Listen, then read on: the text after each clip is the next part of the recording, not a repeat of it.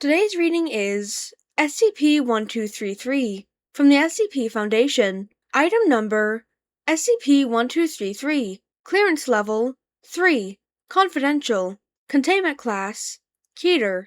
Disruption class EKHI. Risk class Danger.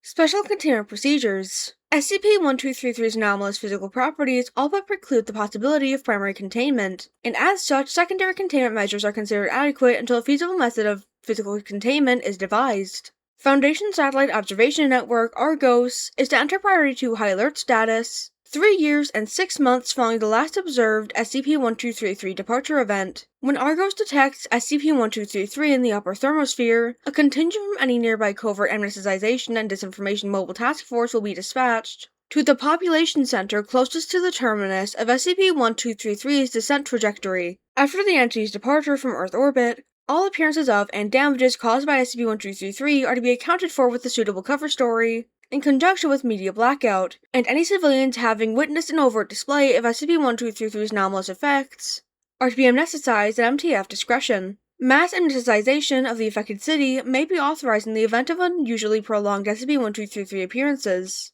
Update: October 5th, 2017. Under no circumstances are Foundation personnel permitted to interact with or engage SCP-1233 in any capacity. Description: SCP-1233 is a humanoid entity of unknown composition, which visually resembles an individual wearing an EMU-type spacesuit with opaque visor and attached extravehicular propulsion jetpack. The equipment worn by SCP-1233 exhibits a number of anomalous properties. The suit itself has shown durability far exceeding that of a standard spacesuit. SCP-1233 has, to date, withstood small arms fire, anti-tank munitions, landmines, white phosphorus munitions, and in one instance, total submersion in magma without sustaining any observable damage or decrease in functionality. The suit material is also opaque to all attempted forms of penetrative scanning, up to and including ultrasonic, radio, microwave, and X-ray emitters. The entity's jetpack, while ostensibly designed to be practical only in low-gravity orbital conditions and powered by compressed nitrogen, instead appears to utilize some form of anomalously high-powered rocket propulsion system. This device can sustainably generate thrust capable of rapidly accelerating the entity to a maximum observed velocity of approximately 40,500 km per hour, and can alter SCP-1233's trajectory in any direction at speeds and rates of acceleration/deceleration that would be instantly fatal to any human. SCP-1233's physical strength is correspondingly anomalous.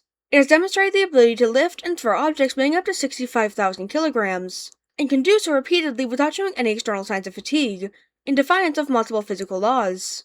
SCP-1233 is capable of communicating through a loudspeaker installed in its suit, and does so in a loud, somewhat grandiloquent and declamatory male voice, demonstrating fluency in a number of languages, and adjusting its speech to conform with whatever language is most commonly spoken by the surrounding populace.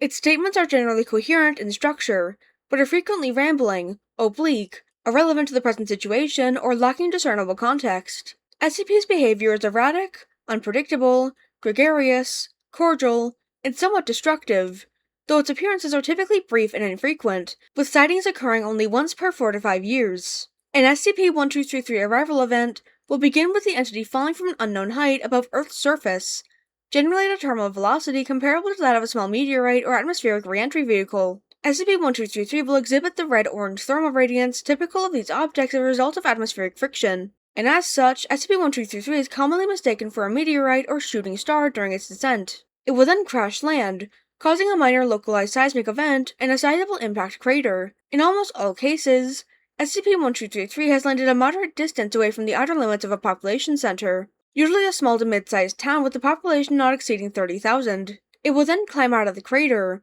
and travel toward the nearby town, either via flight or on foot. Its route to the population center is usually not direct. SCP-1233 will frequently stop to engage in various activities, seemingly at random. Examples of observed detour behaviors include inspecting various objects, such as farm equipment, buildings, and plants, standing still for variable amounts of time, chasing small insects, such as grasshoppers and butterflies, attempting to greet, converse with, or interrogate animals such as livestock and birds, pulling up root vegetables or picking fruit from bushes/trees and pressing them forcefully into its closed visor in an apparent attempt to eat them, marching directly into bodies of water such as ponds and lakes, among others, normally not resulting in significant property damage.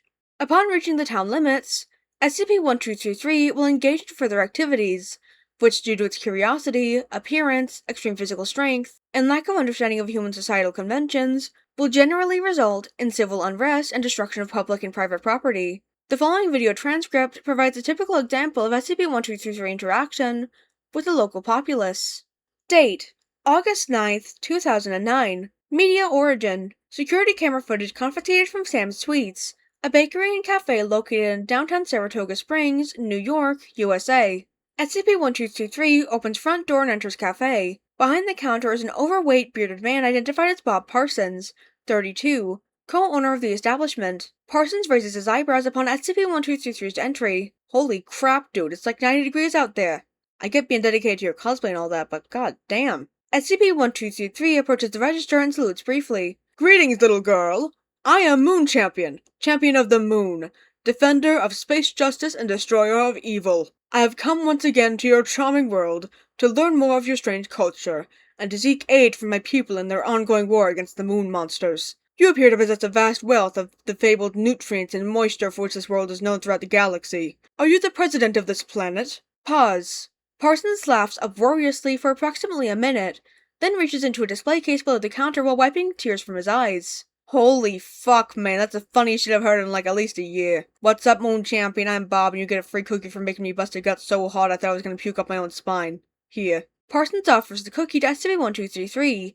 The entity takes it from the shopkeeper. Ah, one of you human parakeets, I see. Yes, I, Moon Champion, accept this small bird on behalf of the moon, and solemnly pledge to use the energy it provides to advance the cause of righteousness. SCP-1233 rams the cookie into its unopened visor. The impact instantly destroys the confection and forcefully scatters crumbs in all directions. Delicious! I thank you, Lord President of Earth, for this generous gift, and may the light of justice forever shine upon your royal visage. The baker laughs again and begins eating a cookie of his own. Nah, it's cool, Moon Bro, I'll just clean it up later. Don't worry about it or anything. So there's monsters, huh? On the moon? And you fight them? Your understanding of the situation is flawless, my lord. Yes, the dreaded moon monsters have plagued and besieged my people for countless millennia. They are very terrible. Merely attempting to describe them to you would cause your human organs to shrivel in horror, and it is my sacred duty as Moon Champion to meet these nightmarish beasts in combat, and lead the moon people in their defense of their imperiled homeland, the majestic and magnificent Moon Kingdom. Parsons continues eating his cookie, and nods. Oh, so you're like one of these alien dudes. They're king or something. No, I am not one of the moon people. I am Moon Champion. I will continue to serve the moon people, and wage glorious war against their enemies until my debt to the Moon Kingdom is repaid. But the Moon Kingdom is a land of peace and enlightenment, the moon people having abandoned the pettiness of violence and bloodshed eons ago. They are ill-prepared for the sudden advent of such a formidable foe, and the conflict goes poorly despite the valiant efforts of me, Moon Champion. And so I have come once more to Earth, our closest neighbor, to seek whatever assistance lies within your damp, meaty hearts. Throughout this monologue, SCP-1233's right arm has risen into the air gradually, until its hand is outstretched above its head. Parsons points at it. Do you, have a question? Yes, several. To start, are these puppies you have capable of withstanding the vacuum of space without additional shielding? I would like to befriend one, and name her Moon Pup, and take her with me on space adventures. Your arm, dude. SCP-1233 pauses, then turns its head to look at its arm. Ah, yes.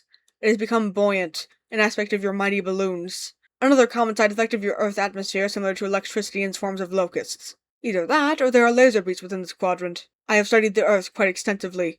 Its phenomena are disgusting and incredible. Now, Lord President Mayor of Earth, will you answer the Moon King's call and assist us in our desperate battle against the moon monsters? Time is of the essence. Time waits for no Moon Champion. I have asked it nicely. It did not listen. So like, as you can see, Moon Dude, as president, I have, responsibilities. This, supply depot here is the only source of food for my people, and I've gotta, like, stay here. Otherwise there'll be a famine, you know how it is. But I've ordered the citizens to lend a helping hand to anyone who asks, and, look, right outside there's some. SCP-1233 turns to look out the glass door, where there are passerby visible. Yes, of course. You've been most voluptuous, my liege. Farewell, glorious and corpulent president. May you and your people remain moist and rubbery. Moon Champion blasts off on wings of justice! SCP-1233 salutes once more, turns about, and marches forward, crashing directly through a section of concrete wall less than 10 feet from the establishment entrance. Other observed behaviors have included wandering into traffic, which due to its anomalous properties has resulted in lethal collisions, breaking through glass storefronts to handle or inspect wares on display, challenging a fire hydrant to single combat, which it then destroyed via punching, stealing and gathering unattended bicycles, forming a pile of hundreds in the center of a public park, stacking parked cars on top of one another, collecting as many dogs as possible, and attempting to use them as currency to purchase more dogs, and more. SCP-1233's exploits invariably result in the local authorities being summoned by the citizenry. However, attempts by the police to impede, detain, or arrest SCP-1233 are entirely ineffective and are ignored by the entity in the majority of cases. To date, SCP-1233 has not caused overt and deliberate harm to any civilian, though casualties and fatalities have occurred as a result of its unpredictable behavior and physical properties. After spending a variable amount of time within a given municipality, SCP-1233 will abruptly activate its jetpack and ascend directly upward, reaching escape velocity and exiting Earth's atmosphere with greater speed than any non-anomalous vehicle on record.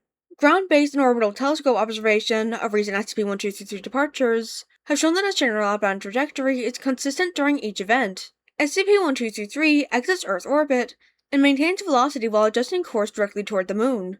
At its average speed of roughly 40,500 km per hour, the entity enters lunar orbit within approximately 9 hours. It will overshoot slightly and adjust course, passing out of view and presumably either demanifesting somehow or landing on the far side of the Moon. None of SCP-1233's claims regarding the Moon have been successfully verified. Since SCP-1233's initial appearance on February 6, 1986, Foundation security divisions have maintained consistent surveillance of the Moon in an attempt to acquire concrete proof of its statements. No evidence indicating the existence of a Moon Kingdom, Moon people, Moon monsters, or any other Moon-based extranormal objects or entities mentioned by SCP-1233 have ever been found. Terrestrial research personnel have maintained continual contact with Lunar Area 32 Provisional Research Station supervisors concerning all aspects of SCP-1233 since its initial registry, hypothesizing that Area 32's powerful and comprehensive Sentinel array would be capable of confirming or refuting SCP-1233's allegations with ease. Not only have lunar-based personnel consistently failed to uncover any indication that SCP-1233's assertions are authentic in any way,